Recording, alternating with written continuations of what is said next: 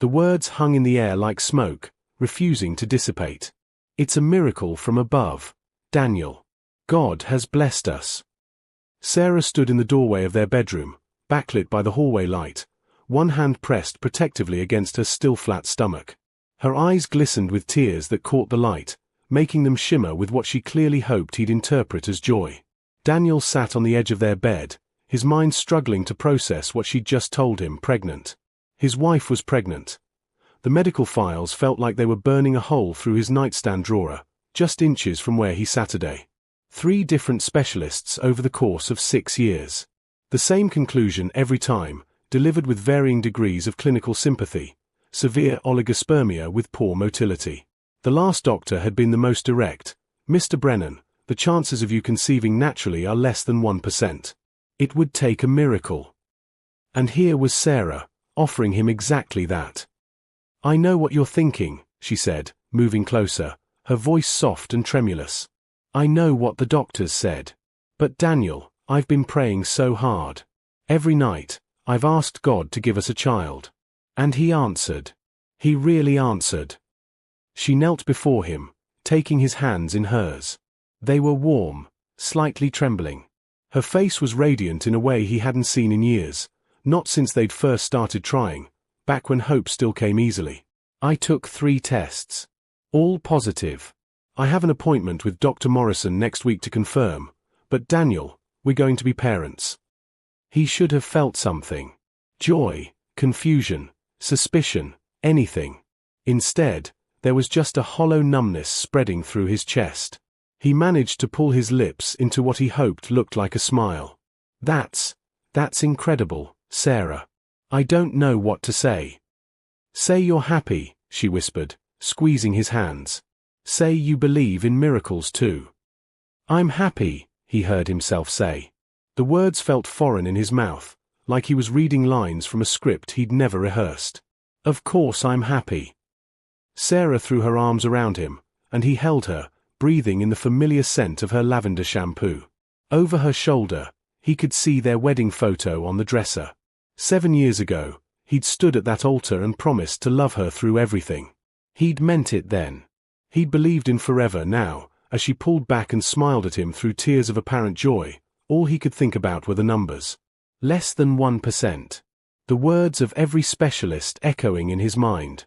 The sympathetic looks from nurses who'd seen his test results.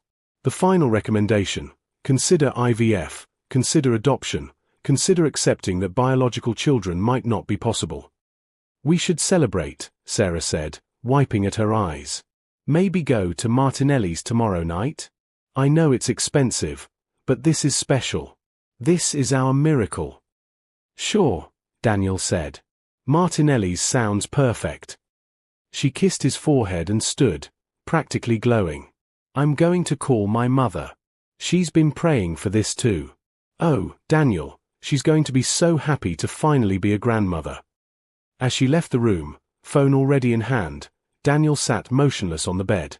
He could hear her voice in the hallway, bubbling with excitement, sharing the news that would ripple through both their families by morning. His mother would cry. His father would clap him on the back. His brother would make jokes about his miraculous swimmers. And through it all, he would smile and accept congratulations for a miracle he didn't believe in. Daniel opened the nightstand drawer and pulled out the medical file. The most recent report was dated just 4 months ago. He'd insisted on one final test, one last hope before they seriously discussed their options. The conclusion remained unchanged: natural conception highly unlikely. He looked down at the papers, at the clinical language that had spelled out his inadequacy in black and white. Then he carefully returned them to the drawer and pulled out his laptop instead. The search bar cursor blinked at him expectantly. After a moment's hesitation, he typed, "discrete paternity testing before birth." Miracles might happen. But Daniel believed in verification more than faith. The next 2 weeks passed in a strange blur of enforced normalcy.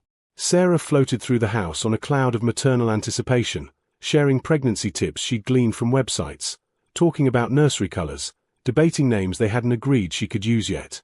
Daniel played his part, the surprised but thrilled husband, while a part of him watched from a distance, cataloging details he'd previously overlooked. The celebration dinner at Martinelli's had been everything Sarah wanted. She'd ordered sparkling cider and raised her glass to new beginnings and answered prayers. Daniel had touched his wine glass to hers and wondered how long he could maintain this charade before the weight of uncertainty crushed him. It was a Tuesday morning when the first real crack appeared. Daniel had taken the day off for what Sarah believed was a routine dentist appointment.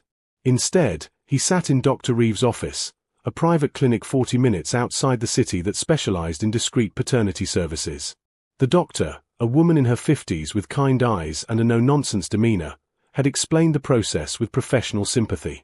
Non-invasive prenatal paternity testing uses cell-free fetal DNA from the mother's blood, she explained, sliding a brochure across her desk. We can perform it as early as 8 weeks. Your wife is 10 weeks along, according to what you've told me, so we're well within the window. The accuracy rate is over 99%. And it's completely safe. Daniel asked. For the baby? Completely. We just need blood samples from both you and your wife. Dr. Reeves paused, her expression gentle but frank. Mr. Brennan, I have to ask, does your wife know you're seeking this test? Daniel shook his head. No. And I'd like to keep it that way until I know for certain. That complicates things. We need her blood sample. Her regular OB appointment is Thursday. She's having blood work done anyway, standard prenatal screening. Could those samples be used? Dr. Reeves considered this. If you can obtain a sample of her blood from that drawer, yes. But I should caution you that obtaining medical samples without consent raises serious ethical. I work at the hospital, Daniel interrupted quietly. Mercy General. In IT, but I have access. Her doctor is Dr. Morrison. I can get what you need. The words felt surreal as he spoke them. Who was this person, planning to obtain his wife's blood without her knowledge? But the alternative, confronting her with nothing but suspicion based on statistical improbability, felt worse. If he was wrong, if this truly was a miracle, he'd destroy their marriage with his doubt. If he was right, he needed to be right before he acted. Thursday came. Sarah left for her appointment at 10 in the morning, humming to herself as she gathered her purse and the pregnancy information packet Dr. Morrison had given her. Daniel had already called in sick to work, claiming a stomach bug. Do you want me to come with you? He asked, the dutiful husband he was pretending to be. Sarah smiled and kissed his cheek. That's sweet, but it's just routine blood work and measurements. Save your energy for the ultrasound next month. That's when we'll really see our miracle. Our miracle. The phrase made his stomach turn. After she left, Daniel waited 30 minutes before heading to Mercy General. He'd worked there for 6 years, long enough that his face was familiar, his ID badge a golden ticket to most departments. The lab was on the 2nd floor, and the morning shift supervisor, Patricia, had worked with him on enough IT tickets to greet him by name. Daniel. Feeling better? Sarah mentioned you were under the weather. Much better, thanks, he said, managing a smile. Actually, Patricia, I need a favor. Sarah had her prenatal blood work done with Dr. Morrison this morning. I'm supposed to pick up a copy of the initial results for our records, but she forgot to sign the release. Could you help me out? I can show you my ID and our marriage certificate. Patricia hesitated. Daniel, you know I'm not supposed to. I know, and I wouldn't ask if it wasn't important. You know how anxious Sarah gets. She's already worried about being a first-time mom at 34. Having all the documentation organized would really put her mind at ease.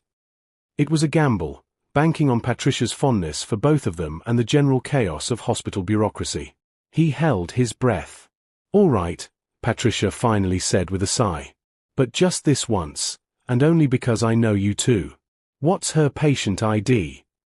20 minutes later, Daniel walked out of Mercy General with a small vial of Sarah's blood in a sealed medical container, nestled in his jacket pocket next to the ice pack Patricia had provided. His hands were shaking. His heart hammered against his ribs. He'd crossed a line. There was no going back now. At Dr. Reeves' clinic, he handed over both samples, Sarah's blood and his own, freshly drawn. The paperwork was minimal, conducted under a pseudonym Sarah would never see. Results in 7 to 10 business days, Dr. Reeves said. We'll call the number you provided. Mr. Brennan, whatever the results show, I hope you have support in place. Daniel nodded, not trusting his voice. That evening, Sarah showed him the ultrasound photos from her appointment, grainy black and white images where she insisted you could already see the baby's profile. Look, you can see the little nose, she cooed, tracing her finger across the thermal paper. Daniel looked at the ambiguous blob on the page and felt nothing but dread. Beautiful, he murmured. Later, lying in bed beside his sleeping wife, he stared at the ceiling and counted down the days. 7 to 10 business days. Then he'd know if his marriage was built on faith or lies. The waiting was its own special torture. Daniel moved through each day in a fugue state, mechanically performing the routines of his life while his mind gnawed endlessly at the same questions. Who? When? How long had it been going on? He started paying attention, really paying attention, to Sarah's patterns. It was remarkable how much he'd missed simply by trusting her, by assuming the best. Now, looking with cleared eyes, the inconsistencies appeared like cracks in a windshield, small at first but spreading. She'd started going to the gym more frequently about 5 months ago. Getting in shape before we try again, she'd said. IVF had been their next planned step, and the fertility clinic recommended optimal health for both partners. He'd thought nothing of it then. Now he wondered what, or who, she'd really been making time for. Her phone habits had changed too. She'd always been casual about it, leaving it on the kitchen counter while she showered, glancing at it occasionally during dinner. But sometime in the last few months, it had become an extension of her hand. She took it everywhere now, even to the bathroom. The screen was always angled away from him, and she'd set up a passcode he didn't know. On Saturday, 6 days into his waiting period, Sarah announced she needed to run errands. Just groceries and a few things for the house, she said, grabbing her purse and phone. I'll be back in a few hours. Daniel waited 15 minutes after she left, then opened the tracking app on his laptop. He'd set up a family location sharing service years ago, back when Sarah first started her long commutes to the design firm where she worked. For safety, they'd agreed. She'd never turned it off. The little blue dot representing Sarah's phone wasn't at Whole Foods or Target. It was stationary at an address he didn't recognize, in a neighborhood across town. Daniel pulled up Google Maps and switched to Street View. The address corresponded to a modern apartment complex called the Meridian. His fingers moved across the keyboard almost of their own volition, pulling up the building's website. Luxury 1 and 2 bedroom apartments, starting at $2,500 a month. Amenities including a fitness center, rooftop lounge, and concierge service. The kind of place young professionals lived. The kind of place someone having an affair might visit. Sarah's dot remained stationary for an hour and 40 minutes. When it finally started moving, Daniel closed the laptop and tried to steady his breathing. She arrived home 2 hours and 15 minutes after leaving, carrying grocery bags and a smile. They were doing a special on that organic coffee you like, she said, unpacking the bags. I grabbed 2 bags. Daniel thanked her and helped put away groceries that probably cost less than an hour of wherever she'd actually been. That night, he lay awake again, but this time with purpose. He needed to know who. The test would tell him if, but knowing the identity of Sarah's affair partner felt crucial in a way he couldn't fully articulate. Maybe it was ego. Maybe it was strategy. Maybe it was just the human need to put a face to the betrayal. The answer came from an unexpected source. On Monday, Sarah mentioned that her firm was having a team dinner on Wednesday. It's at Enzo's, you know, that new Italian place downtown? I should be home by 9:30, 10 at the latest. Sounds nice, Daniel said. Anyone I know going? Oh, the usual crew. Amanda, Jessica, Robert, Kevin. She rattled off a few more names, none of which triggered recognition. And Travis will be there, of course. He's been managing the Henderson account, so Melanie wants to celebrate the win. Travis. Something in the way she said the name, a microscopic hesitation, a fractional change in tone, made Daniel's instincts flare. Travis. I don't think you've mentioned him before, Daniel said casually. Haven't I? He joined the firm about 6 months ago. Senior designer, came from a big agency in Chicago. He's been a really good addition to the team. Sarah's voice was steady. Practiced. Too practiced. 6 months ago. Right around when the gym visits started. That's great, Daniel said. What's he like? Sarah shrugged, her attention apparently focused on chopping vegetables for dinner. Professional. Talented. Kind of quiet, actually. Keeps to himself mostly. But her cheeks had colored slightly, and she wouldn't meet his eyes. That night, Daniel created a fake LinkedIn profile under the name David Brenner, using stock photos and a vague professional history. It took him less than 10 minutes to find Sarah's firm's page and scroll through their employee directory. Travis Kimball. 28 years old according to his profile, with the kind of polished handsomeness that probably turned heads, sharp jawline, dark hair swept back, confident smile in his professional headshot. His bio mentioned awards from his previous firm, a degree from a prestigious design school, and a passion for creating meaningful brand experiences.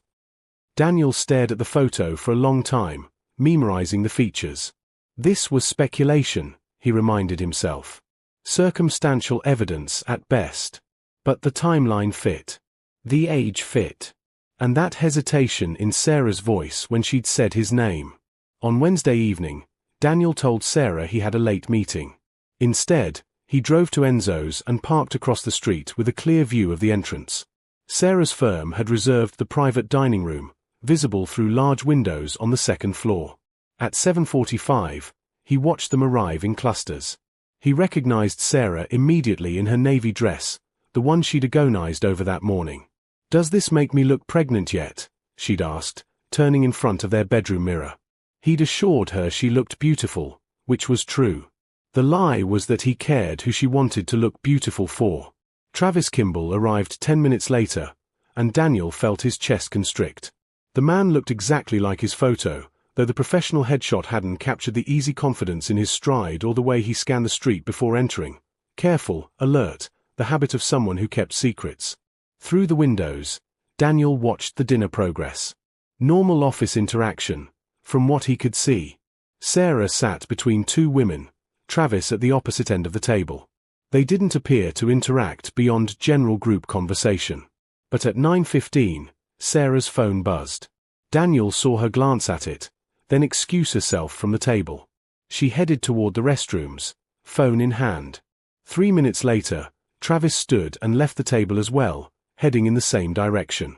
They were gone for 12 minutes. When they returned, separately, Travis first, Sarah 3 minutes later, Sarah's lipstick had been reapplied slightly messier than usual, and Travis had a satisfied smile he poorly disguised as he rejoined the conversation. Daniel gripped the steering wheel until his knuckles went white. He had his answer. Not proof that would stand in court, perhaps, but certainty nonetheless. The next morning, the call came from Dr. Reeves' office. "Mr. Brennan, we have your results. Perhaps you'd like to come in to discuss them in person." "Just tell me," Daniel said, his voice steady despite the earthquake in his chest. "Am I the father?" A pause that lasted a lifetime. "I'm sorry, Mr. Brennan. The test shows a 0% probability of paternity. You are not the biological father." Daniel thanked Dr. Reeves, ended the call, and sat in his car in the hospital parking lot where he'd taken his lunch break. He didn't cry. Didn't scream. Didn't punch the dashboard or throw his phone. He simply sat, breathing in and out, as the last fragile remnants of his marriage dissolved into statistical certainty. 0% probability of paternity. The miracle was a lie. His wife was carrying another man's child. Almost certainly Travis Kimball's child, given the timeline and the way they disappeared together at that dinner. Everything Daniel had built his adult life around, the partnership, the trust, the shared dreams of parenthood, had been a performance. And he'd been the only one who didn't know he was acting. The temptation to confront her was overwhelming. To drive home right now, throw open the door, and demand the truth. To watch her face as he produced the paternity test results. To hear her scramble for explanations. Watch the miracle narrative crumble under the weight of scientific fact. But Daniel had spent the last 10 days thinking while he waited for these results. And he'd learned something crucial about himself. He was methodical even in heartbreak. Especially in heartbreak. Confronting Sarah now would give her time to prepare, to call a lawyer, to claim pregnancy hardship and cloud the divorce proceedings with sympathy. It would give Travis warning to coordinate stories with her. It would turn Daniel's evidence into a he-said-she-said battle where Sarah could claim the tests were wrong, that miracles did happen, that Daniel was cruelly abandoning a pregnant wife. No. He needed documentation. Financial protection. Legal strategy. He needed to build his case in silence and strike when Sarah least expected it. That afternoon, Daniel contacted Gregory Walsh, a divorce attorney whose name he'd found through careful research. Walsh's reputation was for discretion and effectiveness, particularly in high-conflict cases involving infidelity. "I need complete confidentiality," Daniel explained during their initial phone consultation. "My wife doesn't know I'm seeking counsel." "Understood," Walsh said. His voice carried the practiced calm of someone who'd heard every variation of marital catastrophe. "Tell me what's happened." Daniel laid out the facts, the medical history of his infertility, Sarah's pregnancy announcement, the paternity test results, the suspected affair with Travis Kimball. Walsh listened without interruption, occasionally making notes. "You've been smart about this," Walsh said when Daniel finished. "The paternity test is crucial. Now we need to secure your financial assets and document everything. How are your finances structured?" "Joint checking and savings. The house is in both our names. We bought it 4 years ago, still have a mortgage. My 401k is individual. She has her own retirement account from work. Start documenting every expense. If she's spending money on this affair, hotels, gifts, whatever, we want records. I'll have my investigator look into Travis Kimball's background. And Daniel, do not, under any circumstances, let Sarah know you suspect anything. Business as usual until we're ready." Over the next 2 weeks, Daniel became a spy in his own marriage. He was meticulous. He photographed financial statements and created encrypted backups. He documented Sarah's absences and inconsistencies in a password-protected file. He set up a separate bank account at a different institution and began quietly redirecting his direct deposit, leaving just enough in their joint account to avoid suspicion. Walsh's investigator, a former police detective named Rita Chen, was efficient. Within a week, she'd confirmed that Travis Kimball had been renting a unit at the Meridian since moving to town 6 months ago.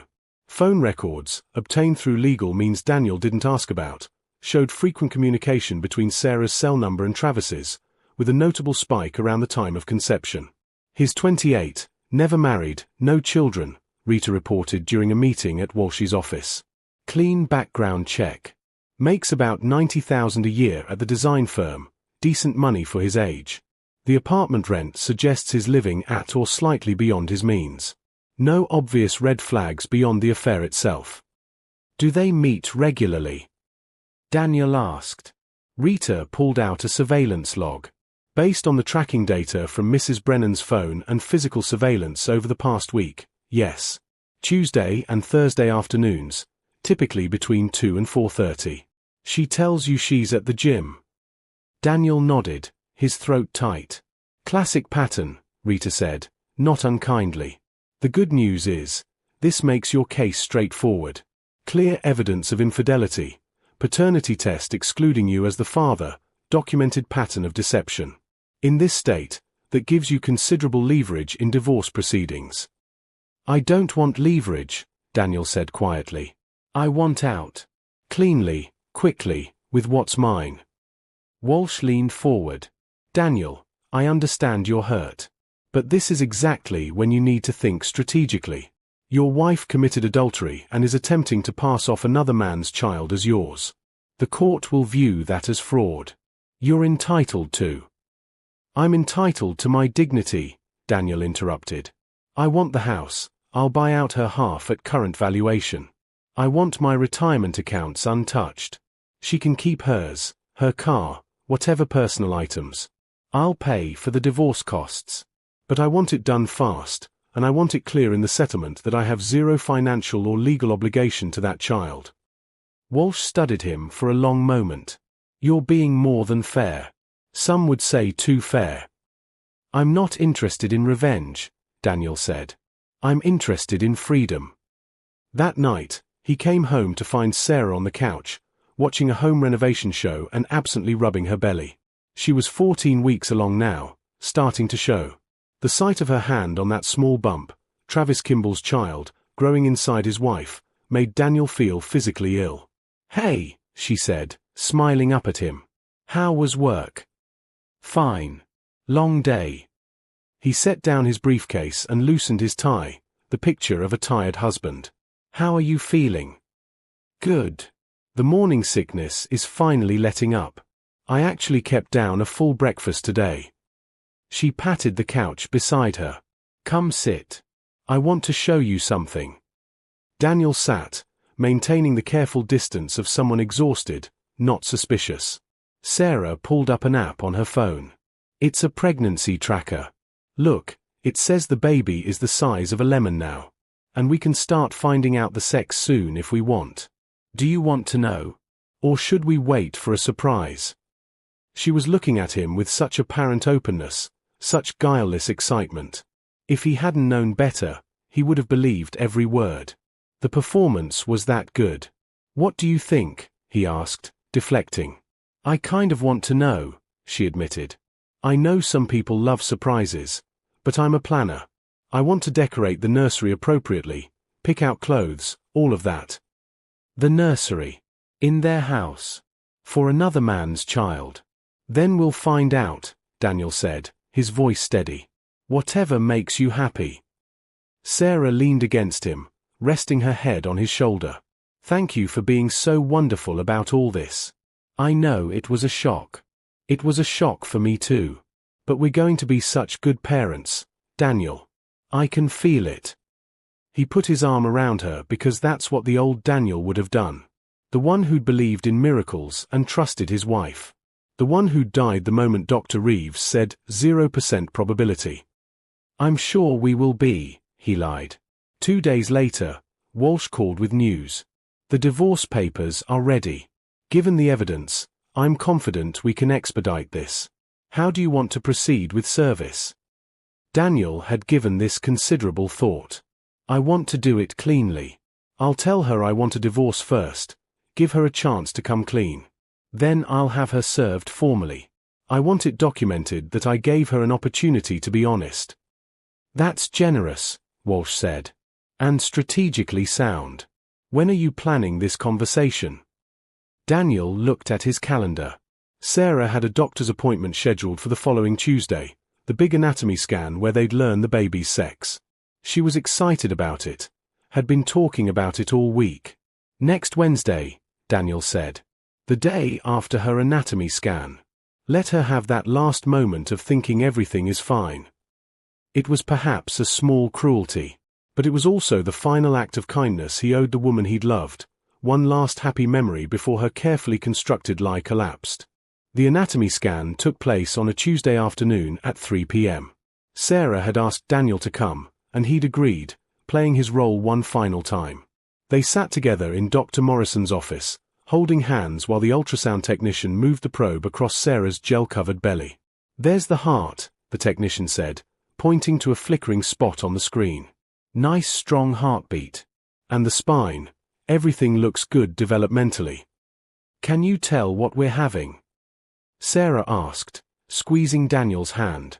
The technician smiled. "Absolutely. You're having a boy. Congratulations." "A boy." Sarah's eyes filled with tears, and she looked at Daniel with such pure joy that something cracked inside his chest. For just a moment, he let himself imagine an alternate universe where this was real. Where miracles did happen. Where he was actually going to be a father to this child. Then reality reasserted itself, cold and absolute. "A son," Sarah whispered. "Daniel, we're having a son." He managed a smile, managed to squeeze her hand back. "That's wonderful." That night, Sarah called everyone, her mother, her sister, her closest friends. "It's a boy," she announced again and again, her voice bright with excitement. She started browsing nursery themes on her laptop, leaning over to show Daniel options.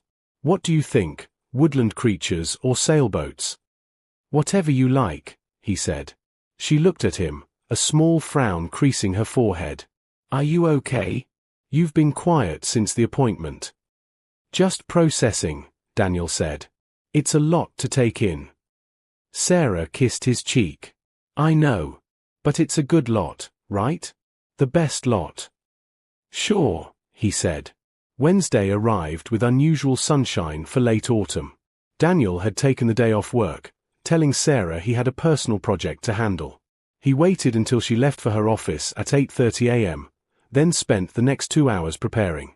He'd moved most of his important possessions out over the past week, bit by bit, his grandfather's watch, his favorite books, the few items that held real sentimental value. The house felt less like home and more like a stage set now, and he was finally ready to exit the theater. At 11 a.m., Gregory Walsh called. The process server is standing by. Are you sure you want to do this today? I'm sure. All right. Give her the conversation, then call me. We'll have her served at her office this afternoon. The papers will be waiting with security when she comes down. Daniel ended the call and texted Sarah, Can you come home for lunch? Need to talk about something. Her response came quickly, Is everything okay? Just need to talk in person. See you at noon. She sent back a worried emoji but agreed. She arrived home at 12:15, concern evident on her face. Daniel? What's wrong? You're scaring me. He was sitting at the dining room table, the same table where they'd shared countless meals over 7 years of marriage, where they'd hosted dinner parties and celebrated anniversaries, where Sarah had told him about the miracle just weeks ago. Sit down, Sarah. She sat slowly, her hand instinctively moving to her belly. What's going on? Daniel met her eyes, those familiar green eyes that he'd looked into on their wedding day, full of love and promise. I know, he said simply. The color drained from her face. Know what? About Travis. About the baby. All of it. For a moment, Sarah just stared at him. Then she began to shake her head. I don't. What are you talking about? Sarah. His voice was gentle, almost kind. Don't. Please just don't. Her composure cracked. Tears welled up, spilled over. Daniel, I can explain. I had a paternity test done, he said, cutting her off. 0% probability. I'm not the father, Sarah. We both know I can't be. She stood abruptly, her chair scraping against the floor. You tested. You went behind my back and discovered that my wife has been lying to me for months. That she's having an affair with a coworker and trying to pass off his child as mine. Daniel's voice remained steady, factual. I've documented everything. The meetings at his apartment. The phone calls. The timeline of conception matching up with when you started seeing him. Sarah's hand flew to her mouth. She was crying openly now, mascara running down her cheeks. It's not. It wasn't supposed to happen. Daniel, please, I love you. I made a mistake, but I love you. You don't love me, Daniel said quietly. If you loved me, you wouldn't have spent months building this elaborate fiction. You wouldn't have used my infertility against me. You wouldn't have let me believe in miracles while you carried another man's child. I was going to tell you, she sobbed. After the baby was born, I was going to. Tell me what? That actually it was Travis's, but could I please stay and play dad anyway? Daniel stood now, his own emotions finally breaking through the careful control. Did you think I was that much of a fool? That I'd just accept it? I panicked. Sarah cried. When I found out I was pregnant, I panicked. Travis and I had been seeing each other for a few months, but it wasn't serious. I wasn't leaving you for him. And then I missed my period and took a test and it was positive, and I knew it couldn't be yours. But I thought maybe this was a sign. That we were meant to be parents, and maybe you didn't need to know everything. A sign, Daniel repeated, the word bitter on his tongue. You mean a convenient excuse to avoid the consequences of your choices. Please, Sarah begged, reaching for him. Please, Daniel. We can work through this. Couples counseling, whatever you need. I'll end things with Travis completely. The baby can be ours. You wanted to be a father so badly. Does it really matter whose biology? Yes. The word came out sharper than he intended. Yes, Sarah, it matters. It matters that you betrayed me. It matters that you lied. It matters that you were willing to build our entire future on deception. Biology is the least of it. Sarah collapsed back into her chair, sobbing into her hands. What are you going to do? I've filed for divorce, Daniel said. You'll be served with papers this afternoon at your office. I'm taking the house. I'll buy out your half at current market value, which is more than fair. Your car, your retirement accounts, your personal belongings are all yours. I'll pay for the divorce costs. She looked up at him, tears streaming down her face. It's already done. I've given you weeks to come clean, Sarah. Multiple opportunities. You chose the lie every single time. So yes, it's done. And the baby. Her voice was small, broken. Is not my responsibility. Travis is the father. He deserves to know, if he doesn't already. And that child deserves to know his real father too. Sarah's face twisted with something between anguish and anger. You're going to tell him? You're going to destroy everything. I'm not destroying anything, Daniel said. You already did that. I'm just refusing to live in the ruins. He walked toward the door, picking up the bag he'd packed that morning. Everything else he needed was already in storage. Where are you going? Sarah asked. To start over. Somewhere honest. She stood, pleading one last time. Daniel, please. I know I hurt you, but we took vows. For better or worse. This baby, our son, doesn't he deserve a father? Daniel paused at the door and looked back at his wife, though she wasn't really his wife anymore, was she? That relationship had died the moment she'd chosen Travis's bed over their marriage. He has a father, Daniel said quietly.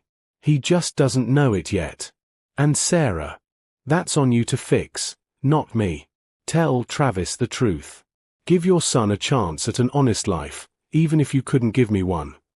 The last thing he saw before closing the door was Sarah crumpling back into the chair, her hands cradling the belly that held another man's child, the miracle that had never been his. 3 months later, Daniel signed the final divorce papers in Gregory Walsh's office. The settlement had gone through exactly as he'd proposed. Clean, quick, fair. Sarah hadn't fought it. According to Walsh, she'd been too devastated and embarrassed to contest anything. Did she ever tell him? Daniel asked. Travis Kimball. Walsh nodded. My understanding is yes. His apparently stepping up, for whatever that's worth. They're not together, but his acknowledged paternity and agreed to support. Daniel felt nothing hearing this. No satisfaction, no vindication, no lingering pain. Just the quiet relief of having escaped with his dignity intact. He walked out of the lawyer's office into a bright winter afternoon. His phone buzzed, a message from a woman named Rachel, whom he'd met at a friend's party 2 weeks ago. They had plans for coffee on Friday. Nothing serious yet, but she was kind and funny and refreshingly straightforward. How did it go? She texted. It's official. Finally free. Congratulations. Still on for Friday. Absolutely. Daniel pocketed his phone and started walking. Somewhere behind him was the wreckage of his marriage, the lies, the betrayal, the miracle that never was. But ahead of him was something he hadn't felt in months. Possibility. He'd survived. And now, finally, he could begin to live honestly again.